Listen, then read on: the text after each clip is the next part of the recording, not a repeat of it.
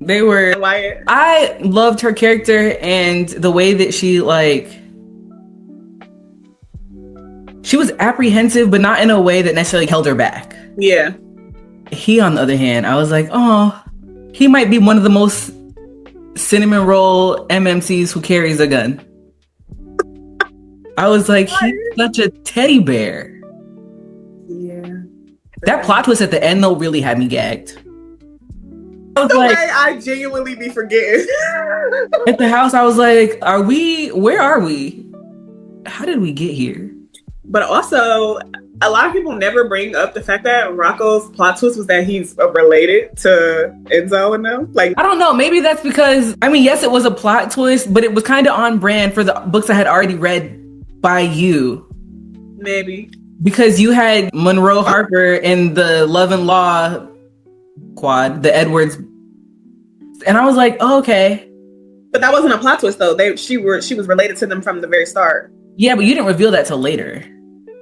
That Monroe was related. I read. Oh, well, because, okay, they did learn that their mom was a Harper. Yes. Okay, yeah, that's true. Monroe always knew, I guess. She always knew that they were her family. Yeah. They just didn't know. Yes, okay, that's true. I guess the reason why I find it interesting, because one thing I love to do is give a sibling that they never knew about. Oh, that's my favorite thing to do. I love a secret sibling. So love me. I'm never gonna stop giving secret siblings, because one time I'm gonna tell this story because it's so funny to me, right? So I was like 20. I was probably in my 20. I was probably 20 for over, like 19, 20. And my dad was like, oh, like, I just learned that I have a daughter that's a little, like, what did he say? Was she older than me? Yeah. She would have been older than me, right? And I said, what, really? So he was telling me about her, and then she found me on Facebook right afterwards. She was messaging back and forth. We exchanged numbers until I asked her, oh, how old are you? When's your birthday? No, my dad told me she was older than me. But when she gave me her birthday, and she's like, yeah, I'm younger than you. She was like 3 years younger than me. I said, now hold on, because 3 years younger than me means you're younger than twin. Like, you're younger than our brother as well. So I said, well, Dad, I thought you said she was older. The day I said that to him, I never heard about this girl or heard from her again.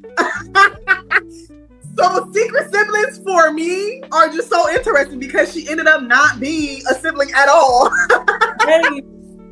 It was the most wildest story ever. My mom and dad met. My mom is from Philly. My dad is from Detroit, right? But they met in Ohio. He went to Akron. They met in Ohio. This lady whose daughter was like, oh, you're my dad, right? I can't believe I'm telling this story right now. My dad had dated her mom in Ohio, and my mom stole my dad from her. My dad at this time, he really did not like my mom. Like, they did not get along at all. And mind you, me and the kids that they've had are grown, but like, they did not like each other at all. So he was like, you made me miss out on my oldest daughter's life. The whole time she was not his daughter. Your parents have the enemies to lovers story. It was the wildest story ever. I'm obsessed with the idea of secret siblings. One thing you will do is give us a secret sibling. Lily, for me, was probably the most like, I was like, so is she close to her father or not? Nah, I'm mad. Yeah, Lilac was not feeling Lily. I was gonna say, because Blossom, I think, really had the harder time with her dad. No. She didn't realize that she was felt the way about it. Yeah, she was like, I don't remember him, so I could care less. Waiting for you to give us a story. Girl, I'm not doing that. I know that now. But I was like, I can't do it. There are just some characters where, especially the older characters, like the parents, the aunts, they might have interesting stories or like backstories. That ain't never gonna get written. I ain't doing that. So one of your characters that is like truly near and dear to my heart is Zeke. I think Zeke was the first time I really kind of saw pieces of myself on page, because I always look for neurodivergency in characters. There were things that I saw that I was like, oh yeah, that clicks. Yeah. And I just like, my brother, he's a year older than me. Well, I mean, are we a year apart? He was born in April, I was born in July. No, so we're less than a year apart, actually. But he's autistic, nonverbal. So I don't know. I've always wanted to like slide into like writing more neurodivergent, but I've always wanted to like write neurodivergent characters. And I just was like, it has to come to me on its own. Like, I can't force that character to be that way or force that character to be on the spectrum. And like, it just had to be natural when I was writing it. I didn't know that Zeke was autistic when I was writing Israel's book. However, I knew it was something. Like, I knew there was something. Like, when I started writing his book, I said, oh, okay, I get it now. Like, I get why this character felt so special already to me. You know what I mean? Like, I'm like, oh, I get why this character feels special. So I liked writing him. And then, but I want to say this because if I say it, that means I have to do it. Yep, spill. Probably messing myself up, even though I don't mind that if I said I was going to do it. But no, because I've been saying that I'm going to do it. So in the spinoff for where Wyatt's book is, there's Judah. And Judah is for sure on the spectrum. However, I don't know where that story goes. So I can't write it yet because I don't want to force it. So I don't know where that story goes, which is why I'm like, but I really wanted his book to be next versus Ace's book being next. I wanted Ace's book to be last just because I feel like the reason why Rand don't work with him is just so funny. So yeah. There were certain parts of his story that I definitely could relate to, like the coaching yourself in the mirror type stuff, or the learning how to maintain eye contact. I mean, now I know that that's more like masking than anything else, but like just knowing that there were things that were quote unquote like weird in interactions. And even now with social interactions, sometimes I'm like, okay, I think it's showing a little bit.